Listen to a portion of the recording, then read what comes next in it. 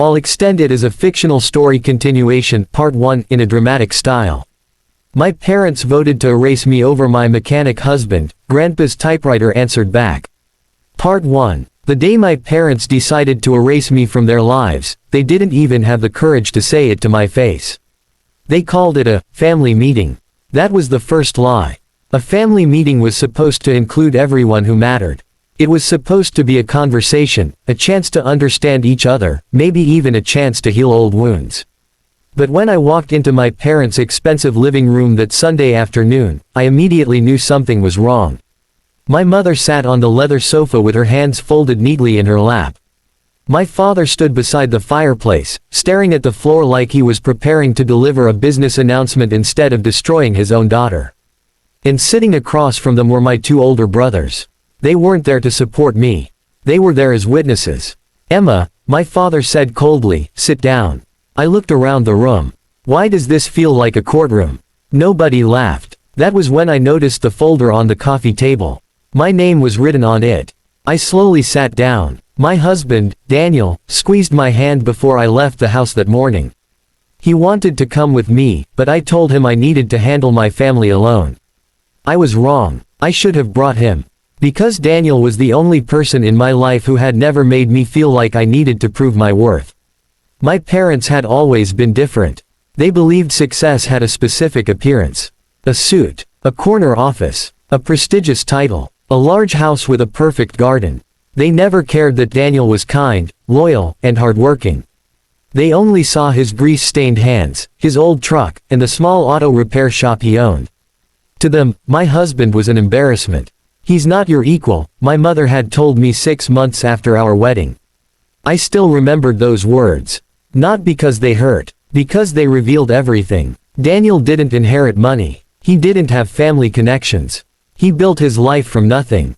When my car broke down years ago, he fixed it for free because he saw I was struggling. When my father refused to help me pay my college debt because he wanted me to learn responsibility, Daniel worked extra shifts so I could finish school. When everyone else measured my value by what I could offer them, Daniel loved me simply because I was me. But my parents didn't see any of that. They saw a mechanic, and they saw me as someone who had lowered myself. My father opened the folder. "We have made a decision," he said.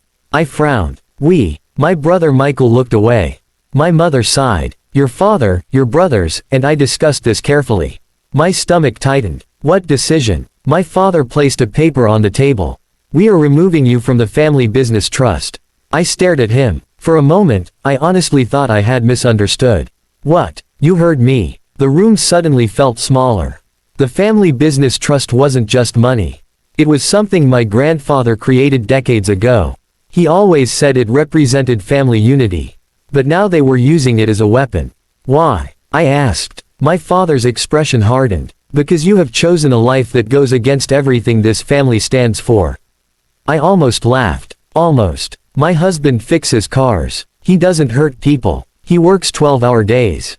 He treats everyone with respect. How exactly is that against your values? My mother interrupted. "It's not just about his job." I looked at her. "Then what is it about?"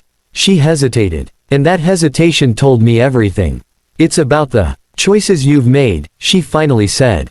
My brother Michael finally spoke. "Emma, you have to understand. Dad built this company's reputation over 40 years. People know our family name. And my marriage ruins it." Nobody answered. That silence was louder than any insult. I stood up. "So because I married someone who works with his hands, you're pretending I don't exist?"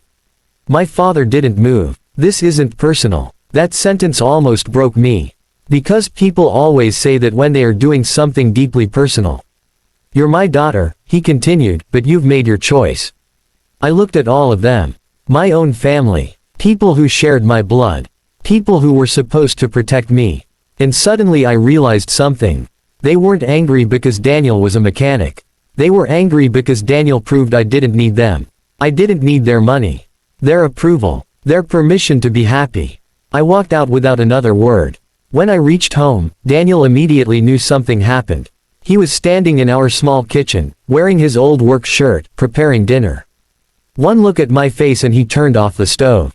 "Emma," I tried to speak. Nothing came out. He walked over and hugged me. And that was when I finally cried. "They erased me," I whispered. His face changed. "What do you mean?" I told him everything. The trust, the meeting, the decision, the way they looked at me like I was a stranger. Daniel listened quietly. He didn't insult them. He didn't tell me to cut them off. That was Daniel. He always thought before he spoke. Finally, he said something I never expected. "Your grandfather wouldn't have wanted this." I wiped my tears. My grandfather has been gone for 8 years.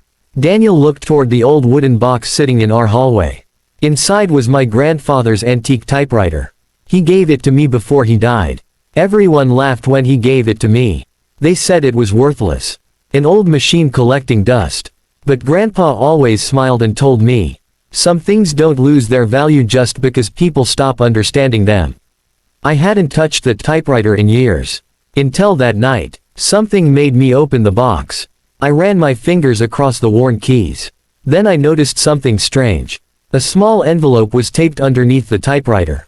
My heart started racing, because I recognized the handwriting. It was Grandpa's. My hands shook as I opened it. Inside was a single piece of paper. Only one sentence was written.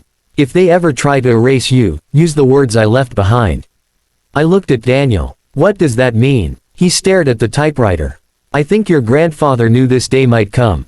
I slowly lifted the typewriter from the box. Underneath it was another hidden compartment. Inside was a stack of documents. Old documents. Documents with my grandfather's signature. Documents that could change everything. At the top of the pile was a letter addressed to my father. And the date on it was written just 3 days before Grandpa died.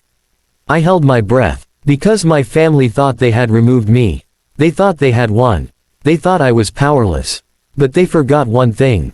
My grandfather always believed the truth had a way of speaking. And now, after 8 silent years, his typewriter was about to answer back.